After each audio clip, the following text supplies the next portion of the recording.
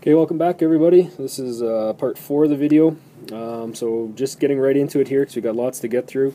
So again, starting with a mixed cube, we're going to do the white cross, then or to the top edges, top corners, and then middle layer edges, and that'll solve the first two layers. And then we're going to start dealing with the more involved, a little bit more memorization of patterns and stuff like that to get to the bottom. Okay, so doing this fairly quickly.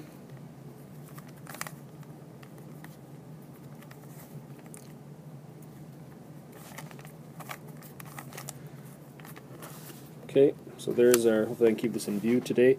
So there's our white cross. Okay, top edges.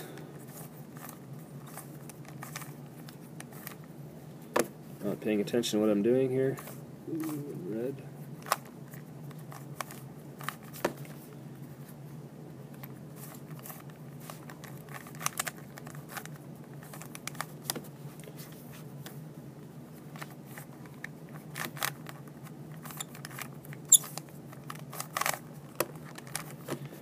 Okay, top layer, middle layer. So that's the first time you've kind of seen it somewhat in full speed, if you will, with regards to the pattern that I've explained. Okay, so we have again our red-green, green face being over here. So again, this is our reference edge. So we have bottom away, face down, bottom back, up. Okay, now in this case, so as I was doing before, as I rotate, a lot of times what I do is I just do this rotation.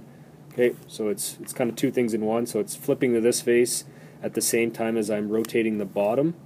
Okay, so instead of going like this and then like this, so what I do is I just take this and I just rotate these top two.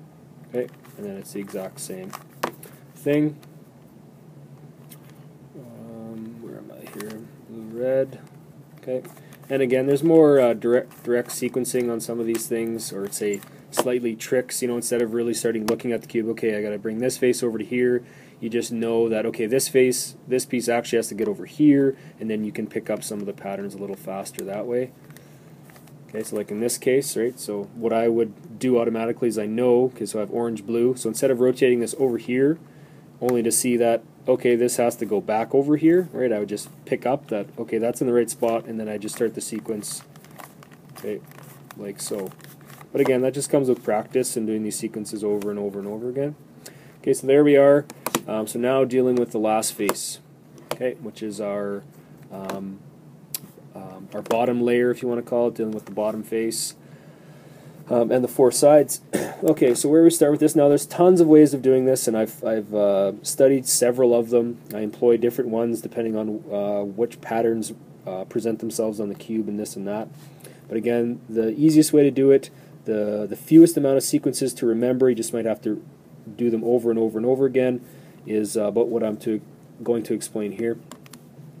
So the first thing that we're going to do is we're going to look at the four corners now. Okay, so the bottom face actually gets solved kind of the reverse of the top. So in the top we did the edges, then the corners. On the bottom we're going to do the corners, and then the last thing we're going to do is do the edges, which will ultimately solve the cube. So what we're going to do is we're going to look at the four corners. And what we want to try and do is we want to see, well, we really lucked out here in this case. I will show you some examples here, and if I have to make another video, I will. But what we want to try to do is we want to see, hopefully, that there is two corners. Well, there will be either two corners or four corners that are positioned correctly. Now, when I say we lucked out, we can see that this corner is correct. Now we have blue and orange, and the blue and orange face, so it's positioned correctly. Okay, red and blue. Okay, and it's positioned correctly, and we have you get the other two are also positioned. So this is the more rare instance of this. Usually, what happens is you have two adjacent pieces, okay, that are correct, and the other two are not, or you have two opposite pieces. Okay, now you might say, well, can it be this one? Well, yeah, if I rotate this cube this way.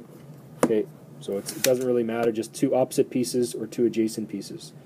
So what I'm going to do here is I'm just going to do a pattern real quick without explaining it, just to get it into one of the other two. Okay. Okay, so here, so we'll do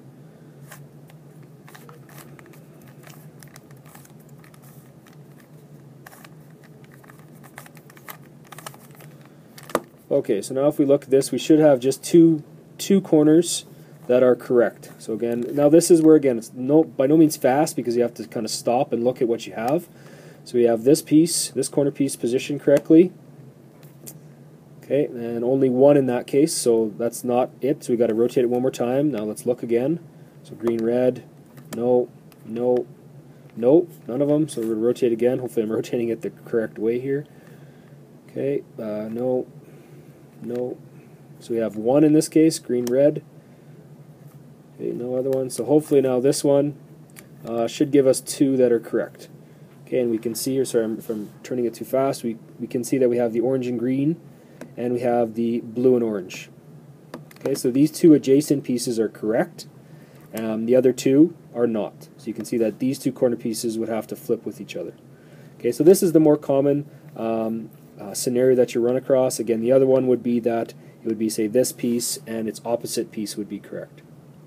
Okay, why this is important is what we have to do is we keep turning the bottom face until we find this, and then what we do is this defines, we use this to figure out which of the faces is going to be our front face. Okay, the white face is always, always, always our top face, and maybe I should have mentioned that before. White is always the top. Okay, so we can rotate the cube around, so this could be the front, this could be the front, depending on certain cases. So now again, in this case, because we have our blue and orange and orange and green, okay, so these two pieces are positioned correctly, what that means is the opposite face of this one is going to be our front face. So the opposite face would be the red in this case. So this is going to be my front face. Now the sequence that I have to do, I try to consider it of three individual sequences of 3 moves. So hence do the math, and that's 9. Okay, and then there is one more move at the end, but if you forget that one, you should be able to pick it up, because after the 3x3 moves, or 3 sequences of 3 moves, all the bottom corners will be relatively, they'll be in the correct spot. You might just have to rotate it. What you have to do is you actually have to rotate it twice. You have to do a double on the bottom, but I try not to consider that. So again, we found the 2 adjacent corners that match up. They're in the correct position. Okay, the opposite face from those, which in this case is red, is going to be our front face. And the sequences, so 3 sequences of 3 moves. So the first sequence is we take our right face, and this is where I'll start getting a little bit more politically correct with regards to the Rubik's Cube world of the rotations. So we take our right face and we apply a counterclockwise rotation. Then what we do is we take our bottom face. So again, notice here that red is always going to be my front face. So I'm going to try to, if I could hover this in midair, red would always be my front face. Okay, so right counterclockwise, bottom counterclockwise, right clockwise. Okay, so it's right, bottom, right. Okay, right counterclockwise, bottom counterclockwise, right clockwise, back. So that's the first sequence. Second sequence is front clockwise, bottom clockwise, front counterclockwise. Okay, so we had front, bottom, front. So just like we had, if I said, I don't know if I said left before, getting backwards here. If I did, I meant to say right. So we had right, bottom, right, front, bottom, front. Okay, and then the last sequence is once again on the right. So we have right counterclockwise. Okay, and if you do forget this one, you should see that we have our white piece here. So ultimately we want to get this back up to here. So we're going to take our right face, and it's going to go counterclockwise again. Okay, so now we're going to take our bottom face, and we're going to do another clockwise rotation, and that'll bring it back. And then hopefully you guys would all agree that we then take our right and we'd rotate it clockwise to get it back up. So once again, we haven't affected anything on our top 2 layers. But what we have done now, and this is where, like I said, so that's really the sequence. Then the last move is, in order to, so relatively right now, all of the bottom corners will be correct. What it is, though, is we have to do a double move, so a double rotation on the bottom, and then that will position them. Okay, so they're not orientated, but they are positioned. So we have green-orange, green-red, red-blue, and blue-orange. Okay, so we'll stop this video here. We'll pick it back up in this. Well, I'll start again from the scratch. We'll get to this position of the bottom corners, and then the next thing we'll do is we will orientate these bottom corners.